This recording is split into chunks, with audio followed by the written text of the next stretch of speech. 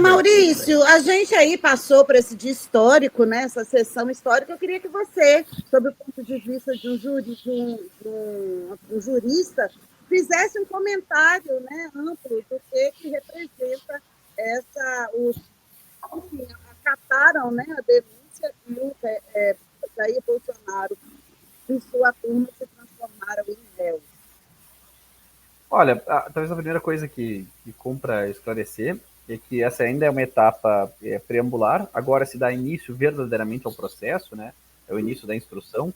No dia de ontem, os ministros se dedicaram a afastar as chamadas questões preliminares, que invocavam nulidades do processo. É o argumento, por exemplo, de que a delação foi obtida por meio de constrangimento, portanto que ela não foi voluntária, uma certa injustiça, criando disparidade de armas na medida em que o Ministério Público fez, e não é incomum que o faça, uma denúncia que apresenta um monte de documentos já lidos sob uma certa perspectiva, sem facultar a defesa que ela tenha o mesmo prazo para ler a integralidade desses documentos para poder construir uma hipótese alternativa, né? E a ausência de um juiz de garantias, né, de um juiz que pudesse fazer uma espécie de saneamento da licitude dos elementos que produziram a denúncia. Entre outros argumentos que são menores, eu acho. Esses argumentos foram superados na manhã e tarde de ontem, basicamente alegando que a documentação utilizada já estava à disposição da defesa e que as minúcias dessa documentação poderiam ser, enfim, tratadas no âmbito da instrução do processo, e não há previsão mesmo do juiz de garantias, o que é uma pena, né? Seria bom que todos os processos, inclusive aqueles de competência com que tenham foro determinados por prerrogativa de função, mas que não tem, e o ministro Flávio Dino até chegou a alegar uma impossibilidade prática, né, de que uma turma seria juiz de garantia de outra, o que eu acho que até seria razoável de se pensar, né, e de que a delação não é nula, não foi constrangida, e principalmente nesse ponto eles afirmaram bastante a presença da defesa técnica, né, do CID, de maneira em que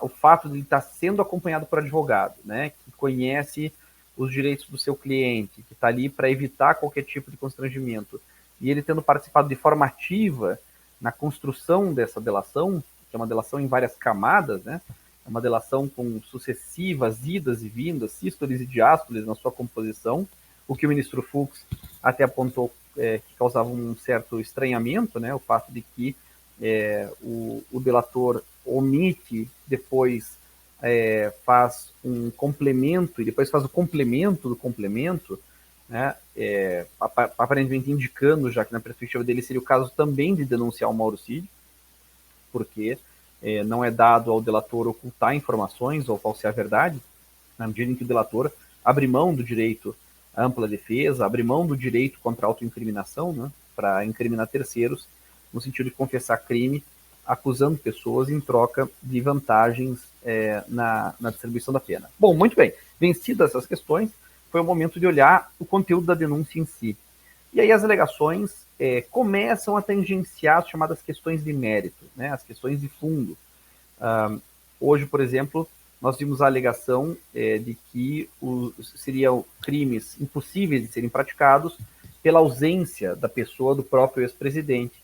Um argumento que foi desconstruído no sentido de que a participação em uma tentativa de golpe de Estado, né, na tentativa de abolir o Estado Democrático de Direito, de interromper o curso do governo legitimamente constituído, não exige necessariamente uma presença física na prática de um ato concreto no dia em que isso é escalonado, né, no dia em que isso se torna mais agudo. Porque sabemos, aí o exemplo histórico é mais importante do que talvez o teórico doutrinário, foi assim no golpe de 64, né? Se a gente vê a história do golpe de 64, vai ver que ela foi uma série de atos, alguns atos de extrema liberalidade, né? De generais que decidiram colocar em marcha os tanques sem anuência, por exemplo, do governador do Rio de Janeiro, né? Sem a certeza do apoio de setores políticos, né? Então, não dá para pensar que um golpe é orquestrado, pelo menos esse é o exemplo histórico, né? Assim, como se fosse um cometimento de um crime que obriga fases sucessivas de participação pessoal.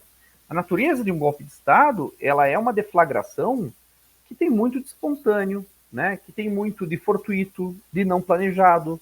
Então, nesse sentido, né, acho que a denúncia foi recebida para que se apure, mais do que nada, a dimensão subjetiva dos acusados nessa trama de golpe. É aí que eu acho que o julgamento hoje, né, na denúncia, e essa é uma análise, claro, assim, crítica do ponto de vista teórico e não em relação ao caso concreto, mas ouvindo hoje as manifestações dos ministros, eles estão muito convictos já da materialidade do fato, né, que é a certeza da materialidade, é uma condição para o recebimento da denúncia, né, e os indícios de autoria, deixando para descobrir no curso do processo, por meio de testemunhas, documentos e perícias, o nível de envolvimento subjetivo dos acusados, né? O quanto o ex-presidente realmente queria o golpe, o quanto ele efetivamente contribuiu para o golpe com ações e omissões, né?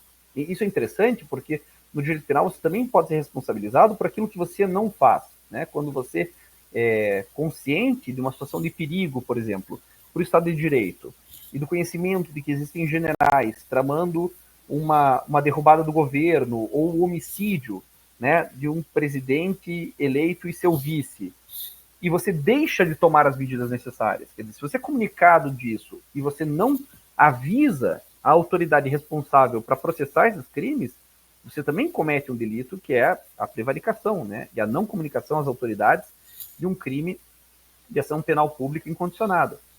Então, eu notei, né, pelo menos essa foi a minha impressão, é isso que eu posso compartilhar com vocês no fim da tarde e noite de hoje, é que muito do mérito já foi tratado nesse recebimento, né? O ministro Alexandre de Moraes, em particular, foi bastante enfático em relação a isso, né?